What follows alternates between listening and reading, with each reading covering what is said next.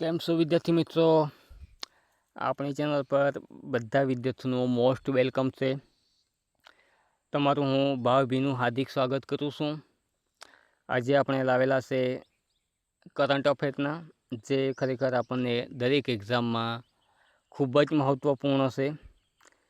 2024, 25 અને 26, જેમાં આ વખતે આપણે માર્ચ 2026નું કરંટ અફેર લાવેલા છે, જે આપણને દરેક એક્ઝામમાં ખૂબ જ યુઝફુલ થશે. તો આજનો આપણે પ્રથમ વિડીયો ચાલુ કરીએ. વર્તમાન પ્રવાહ એટલે કરંટ અફેર માર્ચ 2026, જેમાં પ્રથમ પ્રશ્નો છે આપણા ભારતનો પ્રથમ માઇક્રોન સેમિકન્ડક્ટર પ્લાન્ટ ગુજરાતમાં કયા સ્થળે શરૂ કરવામાં આવ્યો? Option A Dholera, option B Sanand, option C Hazira કે ઓપ્શન ડી દહેજ. તો અહીંયા આપણો જવાબ આવશે ઓપ્શન નંબર બી સાણંદ. કેમ સાણંદ? સમજૂતી જોઈ લઈએ. માર્ચ 2026માં પ્રધાનમંત્રી નરેન્દ્ર મોદીએ સાણંદ ખાતે માઇક્રોન ટેકનોલોજીમાં સેમિકન્ડક્ટર એસેમ્બલી પ્લાન્ટનું ઉદ્ઘાટન કર્યું. આ પ્લાન્ટ ભારતને સેમિકન્ડક્ટર ક્ષેત્રે સ્વનિર્ભર બનાવવામાં મહત્વનો ભાગ ભજવે છે.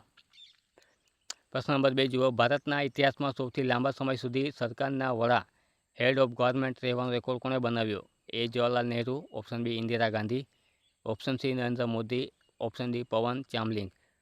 જવાબ જુઓ નરેન્દ્ર મોદી. જો સમજૂતી 22 માર્ચ 2026ના રોજ પીએમ મોદીએ પવન ચામલિંગનો 8,930 દિવસનો રેકોર્ડ તોડ્યો છે. તેઓ ભારતના સૌથી વધુ સમય સેવા આપનાર લોકતાંત્રિક રીતે ચૂંટાયેલા નેતા બન્યા છે. કોણ?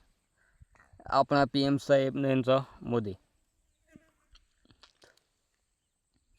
પ્રશ્ન નંબર 3 માર્ચ 2026માં હોર્મુઝની સામુદ્રિક ધુની કયા બે દેશો વચ્ચેના તણાવને કારણે ચર્ચામાં રહી? ઓપ્શન એ રશિયા અને યુક્રેન, ઓપ્શન બી ઇઝરાયલ અને ઈરાન, ઓપ્શન સી ચીન અને તાઇવાન, ઓપ્શન ડી ઉત્તર કોરિયા અને દક્ષિણ કોરિયા. આપણો જવાબ છે ઇઝરાયલ અને ઈરાન. જુઓ સમજૂતી. પશ્ચિમ એશિયામાં વધતા તણાવને કારણે ઈરાને હોર્મુઝની સામુદ્રિક ધુની એટલે કે બંધ કરવાની ચેતવણી આપી હતી, જેના કારણે વૈશ્વિક તેલના ભાવમાં મોટો ઉછાળો જોવા મળ્યો હતો. પ્રશ્ન નંબર 4 માર્ચ 2026માં કયા રોગના નિવારણ માટે દેશવ્યાપી રસીકરણ અભિયાન વેગવંતુ બનાવવામાં આવ્યું? Option A COVID, option B HPV cervical cancer, option C TB, option D malaria. આપણો જવાબ આવશે અહીંયા એચપીવી સર્વાઇકલ કેન્સર. જુઓ સમજૂતી. ભારત સરકારે મહિલાઓમાં સર્વાઇકલ કેન્સરને રોકવા માટે એચપીવી રસીકરણ પર માર્ચ મહિનામાં વિશેષ ભાર મૂક્યો હતો. પ્રશ્ન નંબર 5 વર્ષ 2026નું પ્રથમ ખગ્રાસ ચંદ્રગ્રહણ કઈ તારીખે જોવા મળ્યું?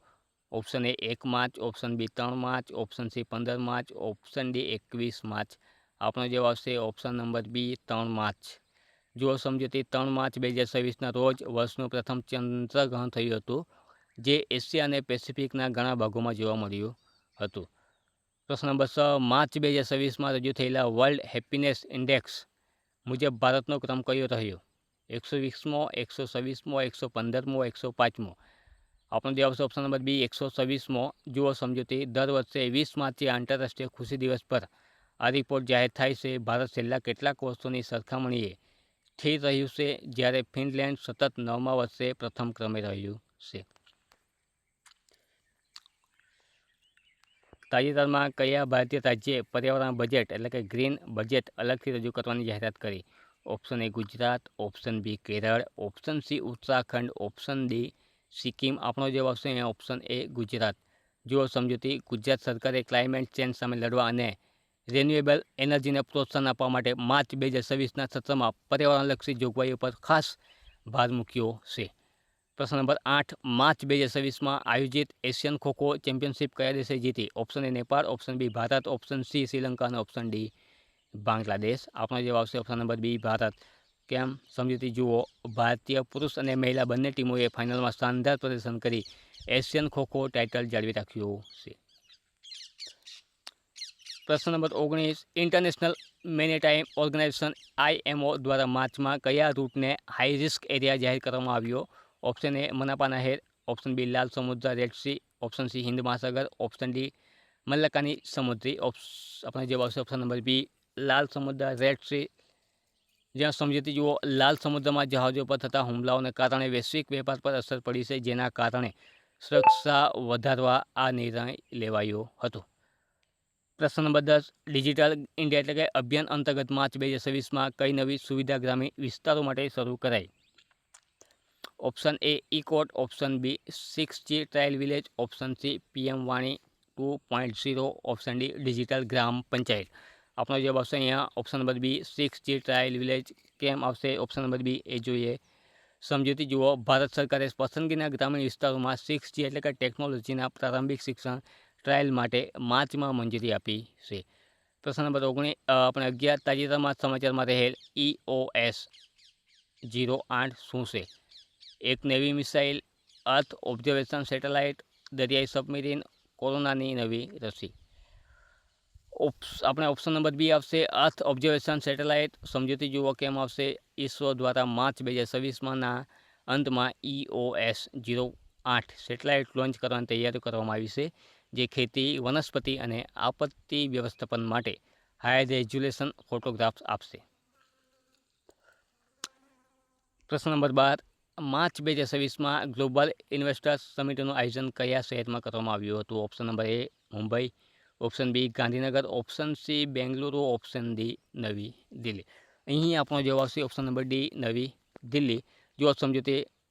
ભારતે 5 ટ્રિલિયન ઇકોનોમી બનાવવાના લક્ષ્ય સાથે નવી દિલ્હીમાં આ સમિતિ યોજાઈ હતી, જેમાં ખાસ કરીને ગ્રીન એનર્જી અને AI ક્ષેત્રે મોટા રોકાણની જાહેરાત કરી. પ્રશ્ન નંબર 13 કયા દેશ દ્વારા માર્ચ 2026માં વિશ્વનો પ્રથમ આર્ટિફિશિયલ ઇન્ટેલિજન્સ એટલે કે AI સેફ્ટી એક્ટ પસાર કરવામાં આવ્યું? Option A Bharat, option B European Union, option C America, option D Japan. અહીં આપણો જવાબ આવશે યુરોપિયન યુનિયન. જુઓ સમજૂતી. AIના દુરુપયોગને રોકવા અને તેના સુરક્ષિત ઉપયોગ માટે EU દ્વારા વિશ્વનો પ્રથમ વ્યાપક કાયદો અમલમાં મૂકવામાં આવ્યો છે. પ્રશ્ન નંબર 14 માર્ચ 2026માં જાહેર થયેલા આંકડા મુજબ ભારતનું કયું રાજ્ય રફટોપ સોલાર સ્થાપિત કરવામાં પ્રથમ ક્રમે છે? Option A Rajasthan, option B Tamil Nadu, option C Gujarat, option D આપણો મહારાષ્ટ્ર. જવાબ આવશે ઓપ્શન નંબર સી ગુજરાત. અહીં આપણો જવાબ આવશે. સમજૂતી જુઓ. સૂર્ય ગુજરાત યોજના અંતર્ગત ગુજરાત રાજ્ય સોલાર રૂફટોપ ઇન્સ્ટોલેશનમાં સમગ્ર દેશમાં મોખરે રહ્યું છે. પ્રશ્ન નંબર 15 આંતરરાષ્ટ્રીય મહિલા દિવસ એટલે કે 8 માર્ચ 2026ની થીમ શું રાખવામાં આવી હતી? Option A invest in women accelerate progress, option B digital innovation for gender equality, option C gender equality today for a sustainable tomorrow, option D women in leadership. આપણો જવાબ આવશે invest in women accelerate progress. Option number A આપણો જવાબ આવશે. સમજૂતી જુઓ. 2026ના મહિલા દિવસ પર આર્થિક સશક્તિકરણ અને મહિલાઓમાં રોકાણ, બરાબર, એ આવશે. અહીંયા પ્રશ્ન નંબર 16 જુઓ. તાજેતરમાં ભારતીય નૌસેનામાં કઈ નવી સબમરીનનો સમાવેશ કરવામાં આવ્યો? સબમરીનનો સમાવેશ કરવામાં આવેલો છે. સબમરીન કઈ નવી આપણે અહીંયા સમાવેશ કરેલી છે જોઈ લઈએ. Option A INS Vagir, INS અતિદમન, INS Karanj, INS વેલા, ઓપ્શન બી INS અતિદમન. સમજૂતી જુઓ. માર્ચ 2026માં ભારતની બીજી સ્વદેશી પરમાણુ સંચાલિત બેલિસ્ટિક મિસાઇલ સબમરીન INS અતિદમન ને નૌસેનામાં સામેલ કરવાની પ્રક્રિયા તેજ કરવામાં આવી છે, જે ભારતની પરમાણુ ક્ષમતા વધારો કરે છે. ભારત ટેક્સ 2026 એક્સપોનું આયોજન કયા ક્ષેત્રને પ્રોત્સાહન આપવા માટે કરવામાં આવ્યું? A technology, B textile, C taxation, D tourism. આપણો જવાબ આવશે ટેક્સટાઇલ એટલે કે કાપડ. સમજૂતી જુઓ. ભારતને વૈશ્વિક ટેક્સટાઇલ હબ બનાવવાના હેતુથી માર્ચમાં વિશાળ પ્રદર્શનનું આયોજન થયું હતું, જેમાં 5F એટલે કે vision farm to the horizon પર ભાર મૂકવામાં આવ્યો હતો. પ્રશ્ન નંબર 18 માર્ચ 2026માં કયા પાડોશી દેશે ભારત સાથે રૂપિયા એટલે કે રૂપીમાં વેપાર કરવાની સત્તાવાર જાહેરાત કરી?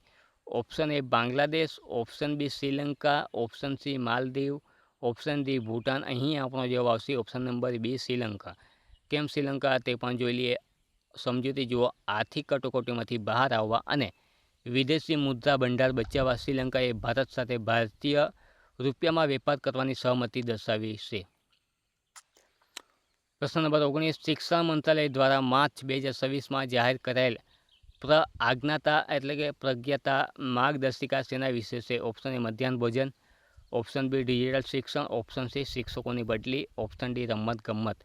તો અહીં જવાબ આવશે ડિજિટલ શિક્ષણ. સમજૂતી જુઓ. ઓનલાઈન અને ડિજિટલ શિક્ષણને વધુ અસરકારક અને સુરક્ષિત બનાવવા માટે આ નવી ગાઈડલાઇન્સ બહાર પાડવામાં આવી છે, જે ટાટ પરીક્ષા માટે પણ અગત્યની છે.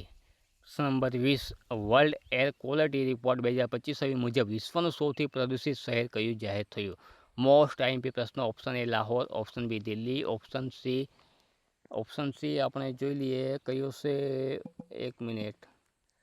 Option C Dhaka, option D Beijing. તો આપણો જવાબ આવશે ઓપ્શન એ લાહોર. સમજૂતી જુઓ. સ્વિસ સંસ્થા આઈક્યુએના રિપોર્ટ મુજબ પાકિસ્તાનનું લાહોર પ્રથમ ક્રમે રહ્યું છે, જ્યારે દિલ્હી વિશ્વના સૌથી પ્રદૂષિત રાજધાનીના શહેરમાં સામેલ છે. જુઓ, આના પછી અહીંયા આપણે 20 પ્રશ્નો પૂરા થાય છે, પણ મહત્ત્વના દિવસો બાકી છે, આપણે જોઈ લઈએ.